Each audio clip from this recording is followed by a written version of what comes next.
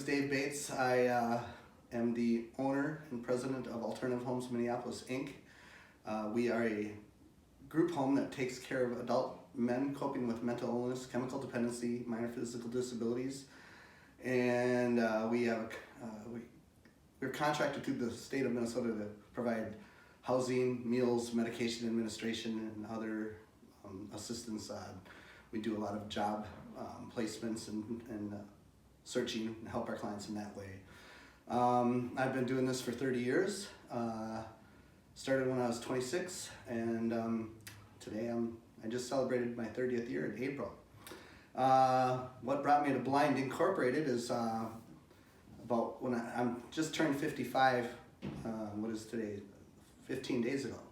But when I turned 48, they told me at 8 that I was going to lose my sight by the time I was 18 because I was diagnosed with retinitis pigmentosus, which is I was still driving a car and reading print, and I said, oh, well, those doctors know. And then they said, well, you maybe make it to 30, and when I was 30, I was still driving a car and chasing girls and stuff like that. And they said, well, maybe you'll make it to 40. Well, when I turned 48, I'd signed a contract, I'd written a contract. I was expanding the company to purchase some more property to provide housing to more men.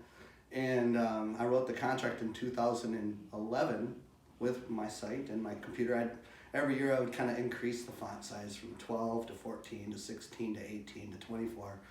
And all of a sudden I could no longer read the print. And I wrote this contract, purchase agreement with this purchaser. And when we went to close on the property a year later, I couldn't read any of it. And it scared the crap out of me. Or excuse me, maybe I shouldn't use that word. It scared the heck out of me. And I got real depressed. Didn't know. I thought, oh, I'm going to lose my job. I'm going to lose my company. How am I going to run this, company with no sight? And I just didn't see how I would do that. And I was at a Bible study one night, kind of sharing my heart with the group and kind of crying. And one lady said, I'm going to probably start crying, telling a stupid story. But anyhow, the lady in the group, she said, David, she always talked to me like that. She says, can you still see? I said, yeah, I can see. And she said, well, I have a friend who's totally blind, can't see anything. She's in the dark 24/7.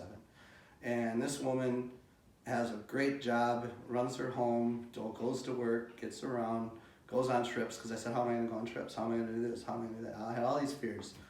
And she said, and I said, what does she do for a job? She probably sells pencils on Hennepin Avenue, something smart like that to the lady. She said, no, she doesn't sell pencils on Hennepin Avenue. And I said, what does she do? She said, she's a pharmacist.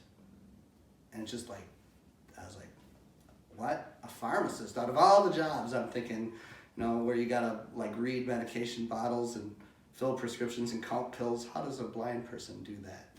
She says, I don't know, maybe you should call her. So she gave me her number. And her name was Lori Brown. And Lori Brown told me her story.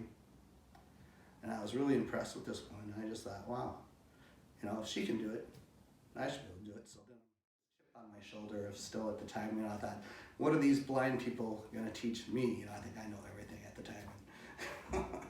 And I don't know.